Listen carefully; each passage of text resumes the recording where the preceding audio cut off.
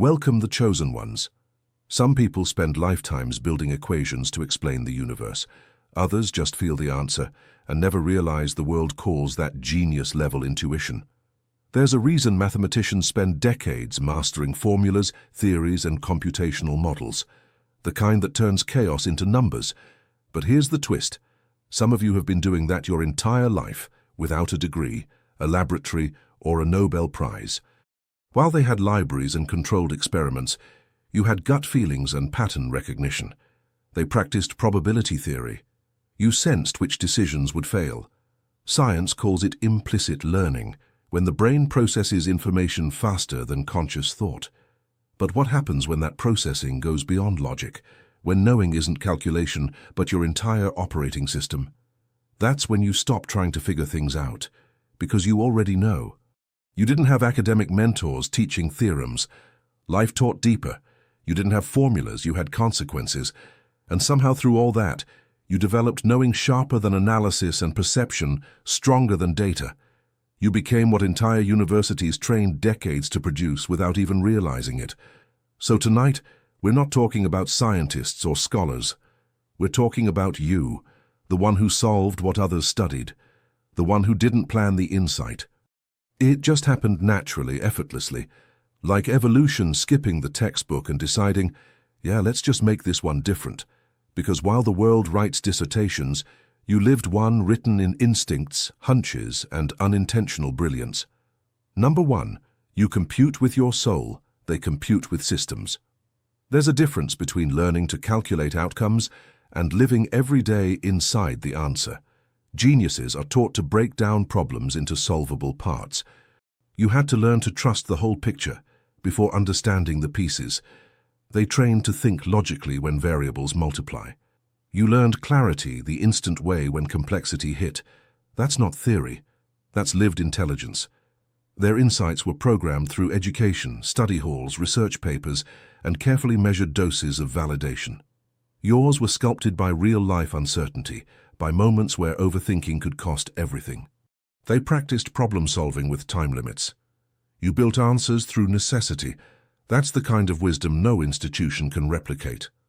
Your mind learned to see solutions before equations even formed. You can sense the right path before logic maps it. Feel a truth before it's proven.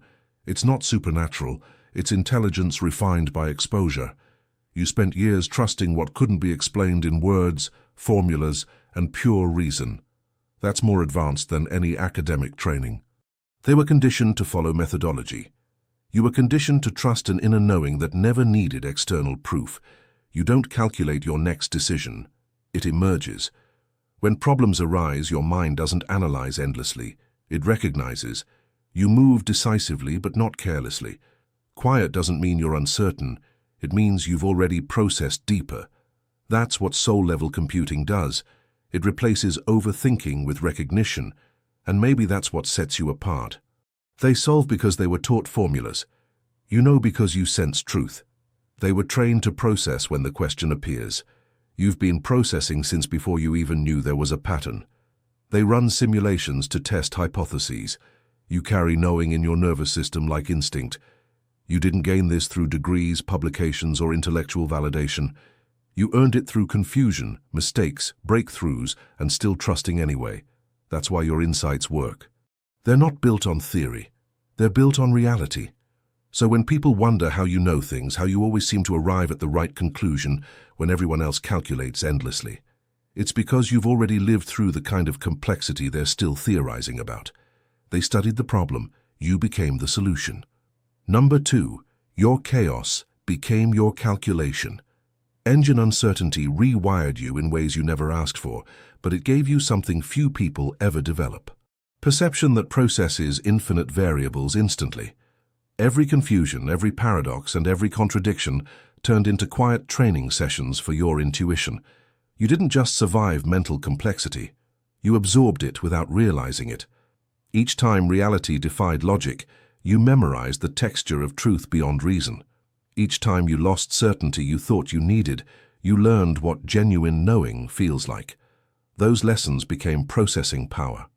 While others trained to analyze data, your life turned chaos into a teacher. You learned how to read situations, people, and outcomes before they crystallized. You began to sense rightness, not through proof, but through resonance. That subtle accuracy born from being wrong too many times, it's not guessing. It's pattern recognition encoded in memory, refined through experience. That's computational intelligence, not the kind that comes from algorithms, but from chaos that learned how to think. Uncertainty has a cruel way of forcing evolution. It breaks your need for proof, but it sharpens your ability to detect truth. You started to see connections. The same energy before breakthroughs, the same stillness before clarity, the same feeling before the right answer. You didn't become paranoid, you became precise. That's the quiet superpower that chaos gives. Hyper-awareness turned into instant knowing. People think intelligence means having all the answers. But real intelligence is sensing truth from what confuses you instead of demanding it. You turned disorder into insight. You stopped asking, "Why can't I solve this?" and started asking, "What's this revealing to me?" That switch is where genius begins. Because when chaos stops being random and starts being educational, you stop seeking explanations and start receiving revelations. Now, when others panic about uncertainty, you explore it. When they demand proof, you trust resonance. Not because you're reckless, but because you've already felt wrongness enough to recognize its opposite. You think faster through complexity because your processing system has been there before too many times to count. Your chaos didn't just confuse you, it calibrated you. It built a mind that doesn't need formulas or instructions to navigate mystery. What others call luck is just you processing chaos as information and turning it into navigational wisdom no education can replicate. Number 3. You learned recognition before you learned reason. Some people grow up learning that logic explains everything until proven otherwise. You learned the opposite. That knowing was something you had to trust, not something that needed justification. From early on you were forced to sense truth, to feel patterns quickly, to understand without explaining. While others were learning sequential thinking, you were mastering instantaneous recognition through constant mystery. Perception became your first language. You didn't choose it. Life chose it for you. That's why ambiguity doesn't paralyze you. It's familiar. You've lived through enough unexplainable moments that you stopped waiting for rational explanations. Instead, you learned how to create your own certainty even when logic couldn't. Mystery doesn't confuse you, it activates you. You move intuitively, you pivot naturally, because your sense of truth isn't based on proof. It's based on resonance. You can walk into the unknown and still find direction. That's not luck, it's processing disguised as feeling. You adjusted to informational landscapes the way scientists adjust to methodology. You learned which version of knowing to trust in each situation. Not because you were inconsistent, but because wisdom demanded flexibility. You became fluent in recognition, knowing when to analyze, when to feel, when to wait, when to leap. That's cognitive intelligence developed beyond logic. And it runs deeper than any academic advice about critical thinking. The truth is, certainty feels limiting to you sometimes because your processing system got used to mystery. You're not addicted to confusion. You're just conditioned to know beyond reason. You've lived through too many paradoxes to believe logic solves everything, so you learned how to trust instead. You became your own proof. That's the power of someone who learned recognition before reason. They don't crumble when explanations fail. They trust and discover faster than anyone expects. You might not realize it, but this kind of knowing makes you unstoppable. While others are waiting for evidence to accumulate, you've already sensed the answer. While they freeze at mystery, you see invitation, because when the unknown shows up, it doesn't intimidate you. It reminds you who you are. You were never trained to recognize truth. You were forced to. And that's why you do it better than anyone who ever studied it. Number 4. Your feelings are data, not distraction.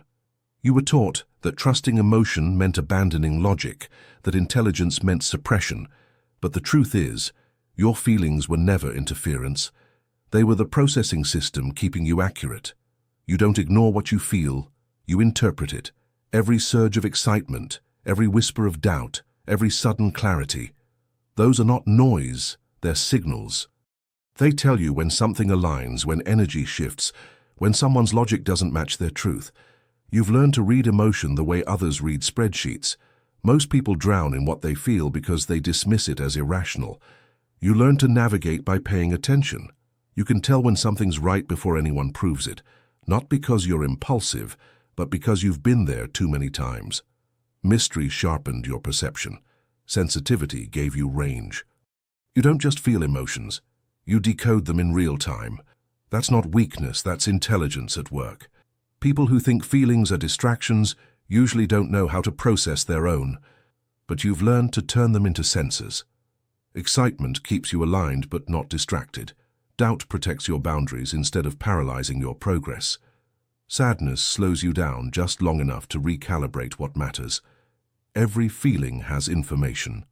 And you've mastered the language of all of them. You know that numbness isn't clarity, it's disconnection. You've seen how people who suppress their emotions lose their ability to sense truth. They can't read energy. They can't feel timing. They can't anticipate shifts. But you can because your emotional intelligence gives you an early detection system that logic alone can't match. You feel patterns before they become visible, and that gives you the kind of advantage that can't be taught. It took years to understand that feeling deeply doesn't make you irrational. It makes you accurate. Your emotions don't mislead you. They inform you. They don't slow you down. They guide you in the right direction. You don't suppress them because they're not liabilities. They're your intelligence network. And that's why you stay ahead. You don't just move through the world. You sense it down to its smallest frequency. And that awareness keeps you 3 steps ahead of everything trying to confuse you. Number 5, they have methodologies, you have truth. There's a difference between preparation and perception. Methodologies are built for what's predictable. Truth operates in what isn't. They train for specific problems, rehearsing every step in a logical chain of reasoning. You, on the other hand, don't wait for verification. You sense accuracy before it takes form. Your insights aren't guided by procedure. They're guided by something fundamental in you, something that's been refined by real experience, not textbooks. They rely on frameworks. You rely on frequencies. When something feels true, you don't need proof to believe it. Your being already knows. That's not naivety. It's intelligence formed through immersion. While others need validation to proceed, you've learned that hesitation can be a trap. You act when something in you says this is it, because you've seen what happens when you doubt that voice. Your truth isn't a gentle suggestion. It's a calibrated signal that's been sharpened by every wrong answer, every false start, every moment your soul whispered before your mind understood. They follow processes to maintain consistency. You follow truth to discover it. Methodologies can fail when reality shifts too radically, but truth bends and evolves. It reads what can't be quantified. Resonance, timing, energy, silence. Where others get stuck trying to prove, you already feel the answer forming. That's what separates those who know from those who think. You've probably confused people who live by logic because you move differently. You don't always explain your certainty. You just know when it's time to trust, to doubt, to speak, to listen. To them, it looks irrational. To you, it's alignment. You're not gambling. You're listening to yourself, to the field, to the subtle frequencies that most people ignore. And that's what makes you precise. You don't need perfect conditions or external validation to trust your knowing. You've learned that your inner signal is more accurate than most people's methodologies. It's not arrogance, it's self-awareness earned through trial. You don't need structure to be intelligent. You just need to stay connected to that inner frequency that's been right more times than any system ever will. They have procedures. You have resonance, and resonance never needs justification. Number 6, you weren't trained to know, you were built to. Some people learn knowledge through education, libraries, or structured learning. You learned it by surviving mystery that was meant to confuse you. Knowing wasn't a skill you picked up. It's the core material of your design. You didn't practice trusting hunches. You simply didn't have the option to ignore them. Life made you keep sensing long after your logic was exhausted, and somehow you still found truth. That's not training. That's construction. You were built to perceive. Insight for you isn't about discovering answers. It's about refusing to doubt what you already sense. You faced moments that rewired your definition of intelligence. It's not loud. It's not provable. It's that quiet certainty that operates every moment and keeps going even when nothing makes sense. The kind of knowing you have isn't fueled by confidence. It's powered by necessity. You didn't get smarter because you wanted to. You got perceptive because confusion was never an option. People like to glorify genius, but yours isn't glamorous. It's not forged in comfort or academic environments. It's built from real mystery. From those nights where doubt seemed logical, but trusting felt like duty. You've endured uncertainty, paradox, complexity, confusion, and came out not educated but embodied. The world didn't teach you how to handle ambiguity. It simply handed it to you until it stopped feeling foreign. That's why your kind of knowing hits different. You don't panic when logic fails. You've already learned how to sense beyond it. You don't complain about the mystery. You've been carrying deeper questions in silence for years. You don't need to convince yourself to trust hunches. You've lived too many of them to be skeptical anymore. You were never trained to know because training implies instruction. You didn't get time to prepare, you sensed on impact. And every time life confused you, it reinforced your perception instead of breaking it. That's what makes your intelligence terrifyingly real. You don't fake certainty, you embody it. You don't wear knowing-like credentials. It is your essence. Others learn to think. You simply perceive because perception isn't your method. It's your nature. Number 7. You don't need proof to execute. Most people wait for evidence before they act. They need confirmation, data, or a sign that validates their direction. You don't. You've learned that waiting dilutes power, and hesitation obscures truth. When something inside you says this is it, you move. Not because you're impulsive, but because you trust the signal that comes from within. You've spent too long in situations where waiting meant losing clarity, where asking for proof meant losing your purpose. So you stopped asking. You operate from knowing, not justification. The world runs on validation, peer review, consensus, documented evidence, and they're useful for people who need external confirmation to function. But for you, validation often became a prison. You realize that the more proof you demand, the more diluted your truth becomes. Too much evidence slows down action, and too much waiting turns clarity into confusion. So you trained yourself to move on resonance, not consensus. That's what makes you dangerous in the eyes of those who depend on proof. They can't understand someone who acts without needing verification. You've learned that genius doesn't always need credentials. Sometimes it's simply the courage to act when no one else will. You've seen people stall their entire lives waiting for certainty that never comes. You became your own certainty. You don't need applause to begin or assurance to continue. You understand that direction comes from conviction, not confirmation. When your soul gives you the signal, you don't debate it. You execute, and it's not recklessness, it's alignment. You're not driven by ego. You're driven by truth. There's a rhythm to your movement that others mistake for impatience. But you know what they don't? That insight has timing. And when the moment calls, hesitation kills clarity. You've learned to trust that pull, that inner command that tells you exactly when to step forward, even when no one else sees the evidence. That's what unsettles people who live by proof. They need validation to move. You only need awareness. They call it risk. You call it truth. You don't wait to be verified. You trust. Because you've already learned that real authority doesn't come from proof. It comes from alignment with knowing.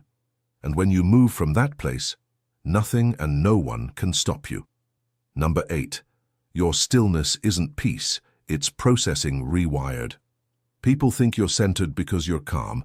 They don't realize you're calm because you've processed so much complexity that your system simply stopped overreacting. That stillness they admire didn't come from meditation or mindfulness apps. It came from navigating information overload, where confusion was constant and clarity wasn't guaranteed.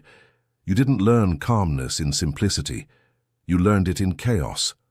Overwhelm became so familiar that your mind had to rewire itself just to stay functional.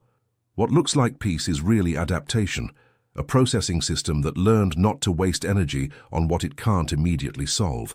You've had moments where everything was uncertain and no one had answers. That's when your breathing slowed. Not because you were practicing presence, but because your system knew that if it panicked, it would crash. You learned composure the hard way. not in courses or through self-development programs, but through repetition of mystery. When complexity became your daily environment, stillness became your only strategy. That's not serenity. That's rewiring.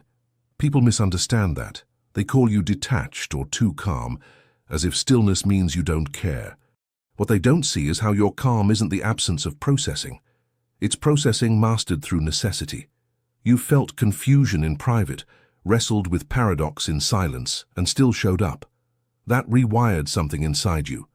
You learned that intellectual explosions don't solve anything. Clarity does. And clarity only comes when you can process through the overwhelm. This kind of calm is quiet intelligence. It's the kind that unnerves people because it's unpredictable. You don't react, you respond. You don't demand proof because you've seen that real truth doesn't announce itself loudly. It arrives quietly like you do now.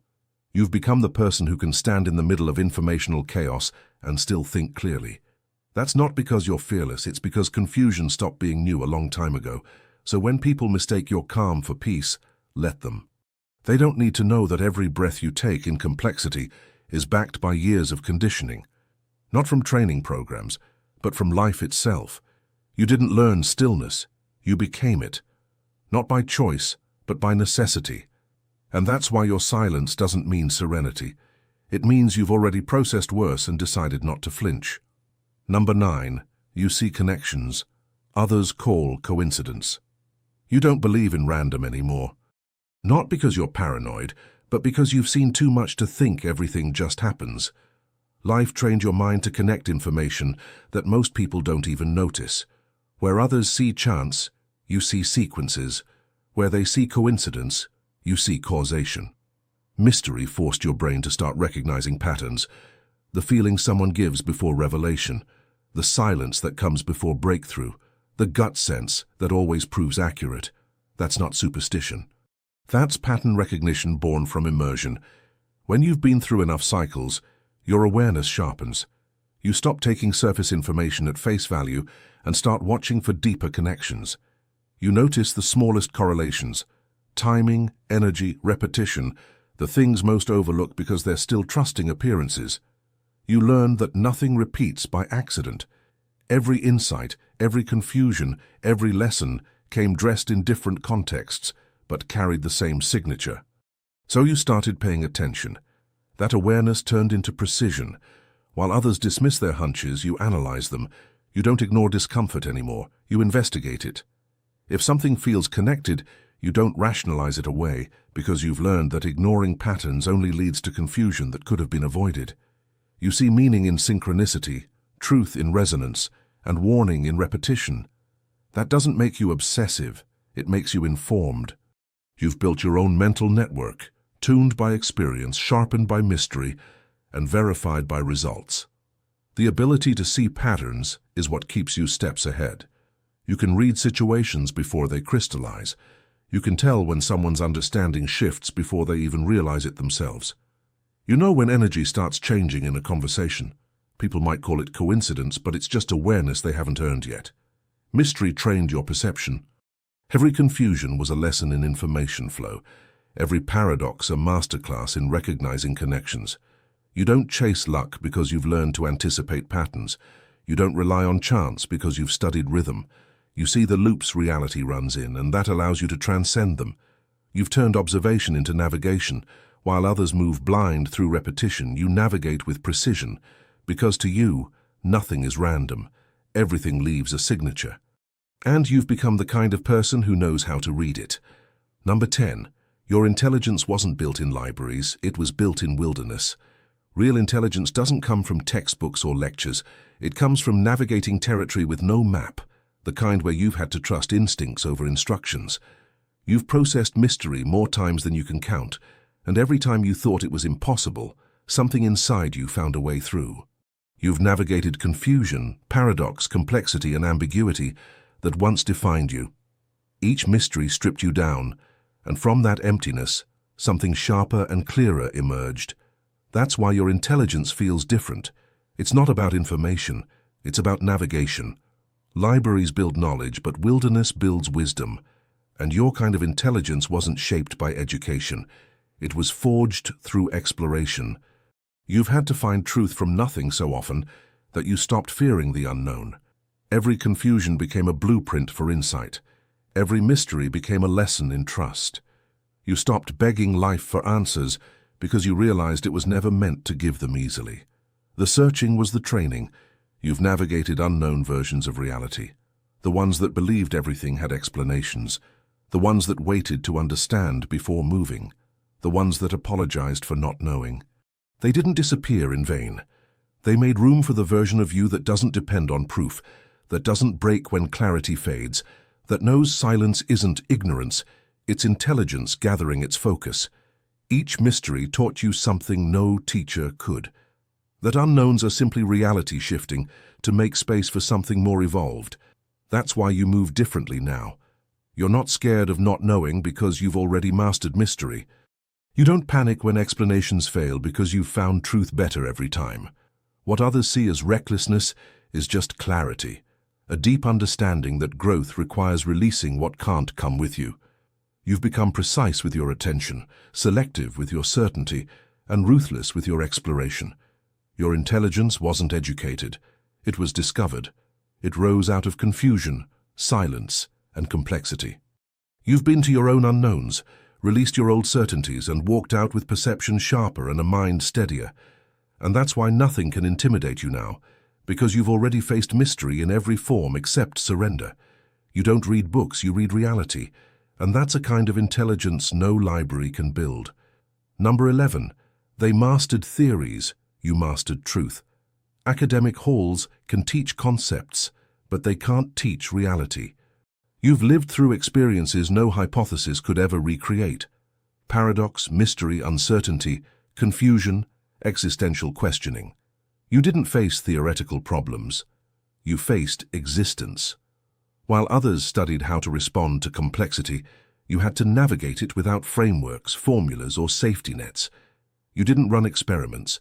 You ran toward truth, your clarity, and your soul. That's why your insights are sharper than any theory. You learned reality, not speculation. They trained for questions that have answers. You endured ones that didn't. You had to think, feel, and move while processing existentially. You couldn't hit pause to analyze what to believe next. You adapted in real time. That kind of immersion rewires a person. It gives you perception that doesn't just respond. It anticipates. You've seen how fast truth can shift, how solid concepts can dissolve, how silence can be louder than proof. You don't need warning signs anymore. Your awareness reads them automatically. People who live by theories expect predictability. They plan for things to follow logic. But you've learned that reality transcends plans. It moves in mystery, and you've danced with it enough times to find the rhythm. You don't freeze when explanations fail. You flow. You don't need ideal conditions to understand. You adjust mid-mystery because that's how you were built. Reality has been your instructor, and its lessons are written in experience, not theories. They memorize what to think under pressure. You evolved under it. You learned that wisdom isn't about knowledge. It's about perception, adaptation, and resonance. You don't operate off scripts because reality doesn't hand out scripts, it hands out mysteries. And somehow you've learned to turn those mysteries into navigation. You've lived through paradoxes that taught you how to read beyond logic, uncertainties that taught you patience, and failures that taught you precision. Every experience sharpened your instincts until they became second nature. You don't overthink, you perceive. You don't theorize, you sense. That's the kind of mastery no institution can produce. So while others rehearse how to handle complexity, you just walk through it with quiet confidence because you don't study theories. You survived reality, and reality in all its mystery crowned you its graduate long before they finished their dissertations. Number 12. You learned how to stay silent until it was time to speak. You understood early that being heard too soon attracts the wrong kind of attention. While others chased validation, you learned the power of staying quiet, of keeping your insights private until they became undeniable. You don't hide out of fear. You stay silent out of wisdom. You've seen what happens when people broadcast their truth too early. They invite doubt, resistance, and distraction. So, you mastered silence not as weakness, but as strategy. You don't announce every insight you receive. You let people think you're uncertain, conventional, even ordinary until you speak. And suddenly everything shifts. That's not manipulation. That's timing. You've learned that real wisdom doesn't need to be loud. It needs to be precise. And precision thrives in silence. You let others chase the spotlight, while you processed in the depths, quietly sharpening your perception, your timing, your truth. You know the revelation is always louder when no one sees it coming. They camouflage in credentials, methodologies, and institutions. You camouflage in patience. You blend into the noise of normal conversation, unbothered by recognition or attention. You've learned to operate beneath perception, not to disappear, but to deepen. Because you understand something most don't. Visibility before clarity is vulnerability, and you've had enough experience with misunderstanding, projection, and imitation to know that not everyone listening wants you to succeed. That's why your silence isn't emptiness, it's preparation. You don't speak to prove, you speak to reveal. When you do move, it's surgical. No wasted energy, no warning, no explanation. People only realize what you were processing once the insight appears. And by then it's too late to dismiss. You've already spoken. This way of operating unsettles people who crave validation. They can't understand how you function without noise, how you maintain certainty without attention. But that's your edge. You're not addicted to being heard. You're addicted to being accurate. You don't fight for space, you create it. You've learned that silence is not your prison. It's your laboratory. So when you speak, it's never expected. It's precise, undeniable, and irreversible, because you never wasted energy announcing your knowing. You spent it refining it. By the time they realize what you've been processing, you're already 10 steps ahead, standing in a truth they never saw you discover. Number 13. You don't fear mystery, you speak its language. Most people panic when things stop making sense. You don't. Mystery doesn't confuse you. It clarifies you. Not because you enjoy it, but because you've lived in it long enough to understand its rhythm. Where others see noise, you see signals. What overwhelms them gives you focus. You've spent so much time in unpredictable territory that ambiguity became your environment, not your enemy. That's why you move smoothly through what others stumble over. You've been decoding unknowns your entire life. You learned that mystery isn't random. It's revealing. It strips away certainty and exposes what's real. What's solid, what's true, what's essential. You stopped running from it once you realized it's where insight hides. While others wait for clarity to think straight, your clarity activates when everything's uncertain. You process faster, sense smarter, and adapt cleaner because mystery trained you to operate without guarantees. That's not recklessness. That's mastery under ambiguity. You faced situations that didn't come with answers. You had to build understanding from chaos, structure from confusion, and truth from paradox. You learned that stillness isn't the absence of mystery. It's presence within it. You know how to center yourself while everything questions, because mystery taught you emotional precision better than certainty ever could. It taught you that sometimes the unknown isn't meant to destroy you. It's meant to sharpen your perception and strip you of what slows you down. People who fear mystery try to avoid it. You walk straight into it when necessary because you understand that change, growth, and transformation never happen in comfort. You don't crave answers, you crave truth, and mystery gives you both, just in its own mysterious way. You've learned to find direction through the unknown, to use uncertainty as a guide instead of a threat. That's why people misread you. They think you thrive on confusion or chaos, but you don't. You just don't crumble when it arrives. You don't wait for clear paths to navigate. You sense the way while it's forming. You've turned mystery into your language, fluent in the unknown, fluent in perception.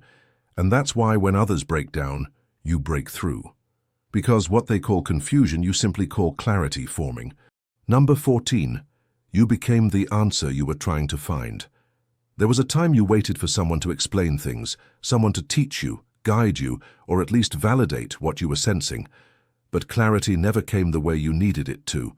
So you did what seekers do. You adapted, you deepened, you evolved. You stopped waiting for external answers and became your own revelation. Life didn't give you certainty. It gave you reasons to develop it. Every confusion, became a catalyst. Every mystery a refining fire, every paradox a sharpening stone. You didn't ask to become wise, you were cornered into it, and that's what makes your intelligence different. It wasn't built in comfort, it was engineered under pressure. You learned to read reality like ancient text, to anticipate truth before it arrived, to prepare for mystery without losing your sense of purpose. You stopped crying for explanations because you realized the answers weren't coming from outside. You were the answer. You became what you needed to understand. But this transformation came with a cost. You lost the comfort that once made you dependent. You stopped giving concepts the benefit of certainty because the wrong ones turned faith into confusion.